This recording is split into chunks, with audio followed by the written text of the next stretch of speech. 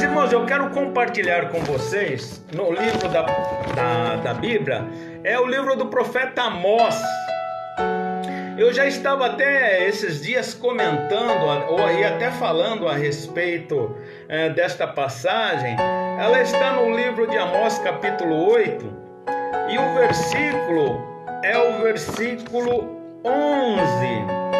Sabemos, irmãos, que nós somos felizes porque nós somos orientados pela palavra de Deus. A palavra de Deus, ela é como uma bússola. Ela é como o salmista compara com uma lâmpada, né? Ela nos dá direção.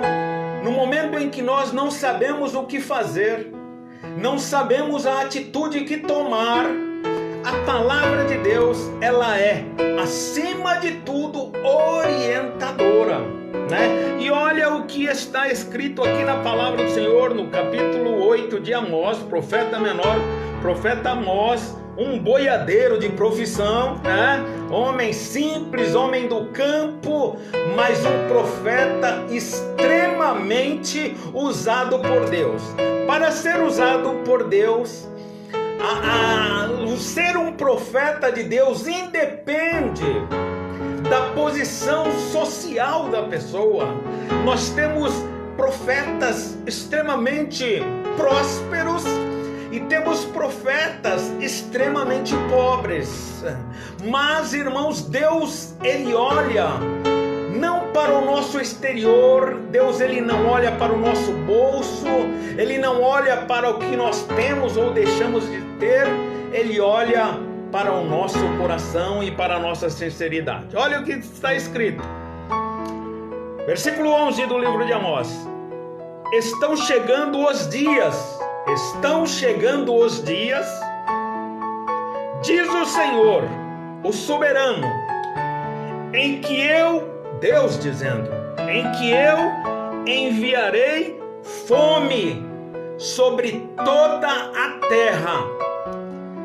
Quando nós, irmãos, vinculamos a leitura feita ao quadro atual social, ao quadro que nós estamos vivendo, né? Nós vamos ver aqui, quando Deus fala enviarei a fome, automaticamente nós já vamos vincular desemprego.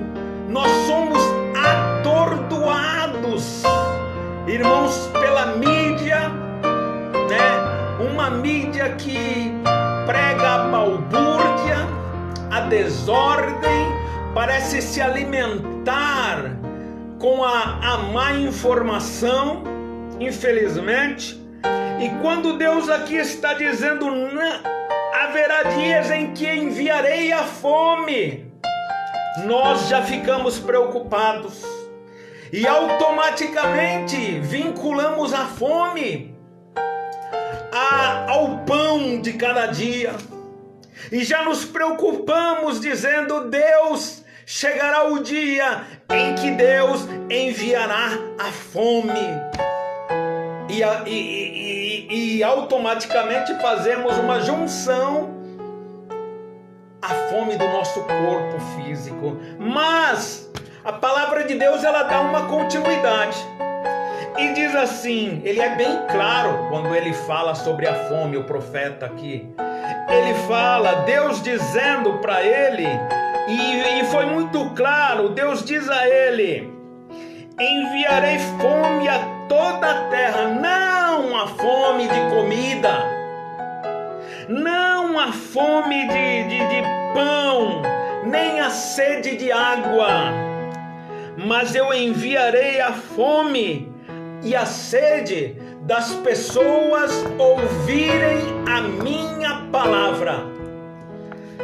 E nós podemos dizer, irmãos, que se Deus vai enviar a fome das pessoas ouvirem a palavra de Deus, quem sabe o método usado por Deus seja o estômago vazio fisicamente, seja de fato o desemprego para que as pessoas possam se aproximar de Deus. Esses dias mesmo, irmãos, nós estávamos falando acerca do povo de Israel. O povo de Israel, quando eles estavam no Egito, na 10ª e última praga, Deus diz a palavra que Ele enviou uma peste, uma praga sobre o Egito, que consumiu todos os primogênitos. E Deus, irmãos, no transcorrer das 10 pragas, ou as 10 pestes que sobrecaíram sobre o povo do Egito, e quando nós falamos de Egito, nós estamos falando de um povo e de pessoas que não querem se aproximar de Deus e não queriam ouvir as orientações e a voz de Deus. Um povo que estava distanciado, um povo rebelde, que Deus falava com Moisés: Moisés, leva a minha palavra a Faraó, leva a minha palavra ao Egito e diga o que eu quero que faça. E o povo do Egito simplesmente desobedeceu, simplesmente não quis ouvir a palavra. Então foi dada uma praga, uma peste, que iria cair sobre o Egito. Mas detalhe, Deus disse para Moisés: Moisés, diga para o povo de Israel. Interessante, né? Que eles entrem dentro de casa, passem o sangue do cordeiro sobre as ombreiras das portas, porque neste momento o meu juízo é para com aquelas pessoas que não querem ter um encontro comigo ou não querem ouvir a minha voz. Então, naquele momento, o juízo de Deus, nós podemos dizer que foi para com o mundo representado pelo Egito. E não foi uma prova que era direcionada, uma peste ou uma praga, que era direcionada ao povo de Israel. E o povo de Israel, se o povo do Egito representava o mundo de então, o povo de Israel agora representava a igreja. E se a igreja agora se fechasse dentro de suas portas e ungisse as suas ombreiras com o sangue do cordeiro, a praga não iria entrar na casa de nenhum dos israelitas, desde que eles ouvissem a voz de Deus. E o juízo de fato foi para o Egito e não para com Israel. Podemos dizer, foi para com o mundo e não foi para com a igreja. Dito isto, irmãos, nós chegamos no profeta Amós. Aqui no profeta Amós, que eu falei, homem simples, homem do campo, mas ele estava agora dirigindo a sua palavra, não como Moisés, que estava falando ao povo do Egito e era poupado pelo sangue do cordeiro, o povo de Israel. Agora, a palavra aqui era voltada não ao mundo lá fora, mas era voltada para o Egito, era voltada para o povo de Israel. Voltada para o povo de Israel. E se é voltada para o povo de Israel, podemos dizer voltada para a igreja. Irmãos, nós sabemos, e os dias que nós estamos vivendo hoje, será que nós oramos tentando de alguma forma repreender, igual eu vi muitos aí orando, né? Repreender uma enfermidade que foi colocada, ou uma peste, uma praga, que foi colocada pelo inimigo de nossas almas, e a igreja e o povo e a humanidade está sofrendo as consequências. Será que a nossa oração é repreender? Ou será que a nossa oração é como a oração de Neemias? Senhor, eu também tenho pecado, eu também tenho errado. Senhor, perdoa os meus pecados. O povo tem errado, mas eu também tenho a minha parcela de participação. Então, irmãos, eu quero crer que este momento que nós estamos vivendo foi, sem dúvida, Deus agora dando um brado para com a humanidade.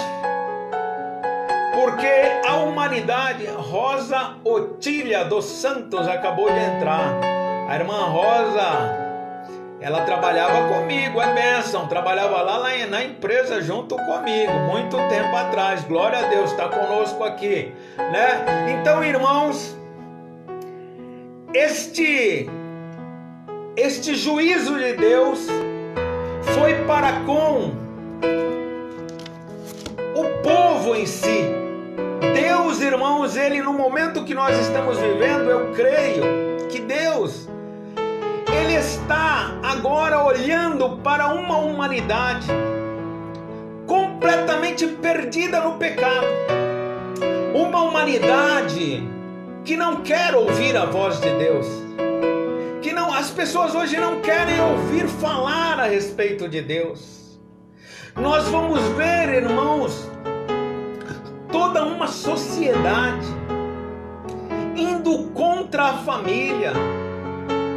Nós vemos passeatas homossexuais, todo tipo e toda ordem de blasfêmia à pessoa do nosso Deus. Isso, irmãos, independente de onde parta e de onde venha, ofende ao Senhor Deus. E Deus, Ele permite muitas vezes coisas acontecerem para que sirva de alerta ao povo que está perdido no pecado. Então, por um lado, eu vejo esse momento que nós estamos passando como um juízo de Deus a toda a humanidade, a todos os países e a todos os povos. E vejo também um balançar de Deus para com a igreja, para com o povo de Deus. Porque hoje, irmãos, se vai muito atrás das bênçãos. As pessoas vão na igreja mais preocupadas com o ter do que com o ser. Somente bens materiais, e por isso se aproximam de Deus. Existe hoje uma igreja completamente mercantilista, que prega um evangelho mais voltado para as coisas materiais do que para as coisas espirituais. Então, irmãos, nós vemos aqui esse texto que nós lemos, nós vamos ver aqui no versículo 1 do capítulo 8, nós vamos ver no livro de Amós, que Deus agora, Ele mostra, Ele dá uma visão para o profeta, e nessa visão ele vê um cesto de fruta madura. Cesto de fruta madura, isso já representa uma condição de tranquilidade. Quando Deus mostra num primeiro impacto a fruta madura, pronta para ser consumida, isto representava a prosperidade da igreja. Isso representava a prosperidade do povo de Israel. Mas a prosperidade dada a Israel, a prosperidade que Deus permitiu que Israel tivesse, levou o povo de Israel a se aprofundar no pecado, a se aprofundar na iniquidade. E agora nós vemos o povo de Israel, que eu disse aqui, representa a igreja. O povo de Deus, o povo de Israel, preferindo mais os bens materiais do que os bens espirituais. E se permitindo, por causa da bênção material, se esquecer do lado espiritual. E este profeta agora, ele vê, Deus mostra para a prosperidade do povo de Deus, ou a prosperidade da igreja, né? A igreja hoje está mais preocupada no templo exterior do que no templo interior. E os irmãos me entenderam quando eu digo isso. Os irmãos entendem, são inteligentes e entendem exatamente o que nós estamos dizendo. E o Senhor Deus diz aqui assim no versículo 2: chegou o fim para Israel. Chegou o momento de parar de brincar. O povo de Israel brincou até agora comigo, como o Egito brincou lá atrás. Agora é o povo de Israel que está brincando. Agora é a igreja que já não tem a seriedade devida. Agora é uma igreja que já não consegue mais ser sal nesse mundo. É uma igreja que já não consegue mais ser a lâmpada, não consegue mais ser o diferencial. As pessoas estão procurando olhar para a igreja e ver algo de diferente, e ver que a vida em Cristo realmente propõe a transformação de vidas. E já não contempla mais esta diferença, só está preocupando em mostrar prosperidade. As frutas estão maduras, prontos para ser consumida. Prosperidade e prosperidade, mas uma vida de completo pecado e de afastamento de Deus. Deus, ele não quer uma igreja desta forma. Nós, irmãos, como disse, somos orientados pela palavra de Deus. As coisas podem surpreender ou ser surpresa para o mundo, mas não pode ser surpresa para a igreja. Por quê? Deus não pode ser surpreendido. Veja, esta praga, esta peste que nós estamos vivendo, surpreendeu o mundo todo. O mundo não estava esperando isto, mas será que surpreendeu a Deus? Foi surpresa para Deus esta peste, esta praga? Foi surpresa para o Senhor? Não, não foi, porque nada nem ninguém surpreende a Deus. E se não surpreende a Deus, também não deve surpreender a igreja do Senhor Jesus Cristo. E diz Deus aqui, chega de brincar. Então, houve agora um juízo também para a igreja.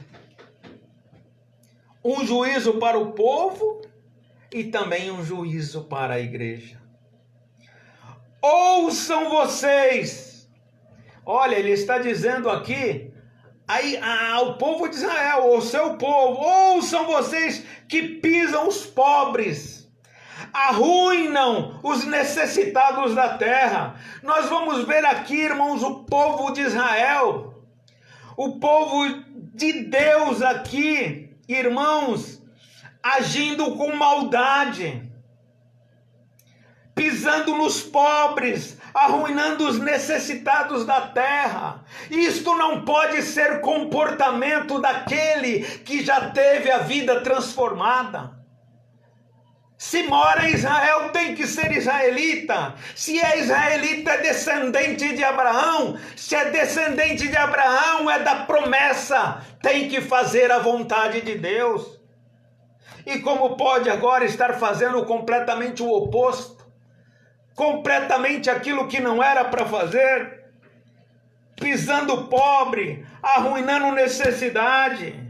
Eles tinham aqui no versículo 5... mais interesse material. E ouçam vocês que pisam pobre, arruinam necessitados da terra e dizem: quando acabará a lua nova para que vendamos o cereal? E quando terminará o sábado para que comercializemos o trigo? Eles só estavam preocupados aqui no trabalho, no material. Aqui eles queriam até que a noite se encurtassem e o dia se prolongasse, para que eles pudessem trabalhar, ganhar mais dinheiro, e só dinheiro, dinheiro e prosperidade. Olha, e como eles faziam? Eles comercializavam o trigo, diminuíam a medida do trigo, aumentava o preço, enganava com balanças desonestas o peso, vendiam até palha misturada no trigo. Pessoas desonestas entre o povo de Deus. Como é que pode? Como é que pode uma igreja que foi transformada pelo sangue? Como é que pode um povo que foi livre da peste lá no Egito, lá, que passou umbrais na porta do sangue, o sangue do cordeiro nos umbrais da porta, e foram livres da peste, agora estarem com a mesma prática do povo do Egito? As mesmas práticas, correndo atrás dos mesmos deuses, os mesmos comportamentos. E a igreja hoje? Né? E a igreja hoje como está? Será que o mundo está dentro da igreja? Isto é para nós meditarmos. Então, irmãos, aqui, como eles queriam que a noite se encurtasse e o dia se prolongasse para ganhar mais dinheiro, olha o que Deus faz. No versículo 9, Deus diz: eu farei o sol se pôr ao meio-dia, ou seja, eu vou fazer completamente o oposto. Se vocês querem que a noite seja curta e o dia longo, para ganhar mais dinheiro, para comercializar, para enganar mais pessoas, eis que eu farei com que o sol se ponha ao meio-dia. Em plena luz do dia escurecerei a terra. O dia vai ser mais curto e a noite mais longa. Isto sim representa a fome. Isto sim iria trazer necessidade financeira para o povo. Quem sabe assim, Deus aqui, né? Dizendo, quem sabe assim. Não é, irmãos, porque a coisa é difícil, é complicada. Deus, ele já tem uma saída para todas as coisas. Mas ele quer balançar a sua igreja.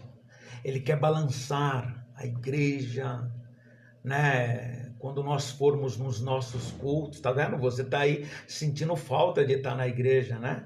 Quando nós formos nos nossos cultos, irmãos, saiba que ali é o melhor lugar para estar, né?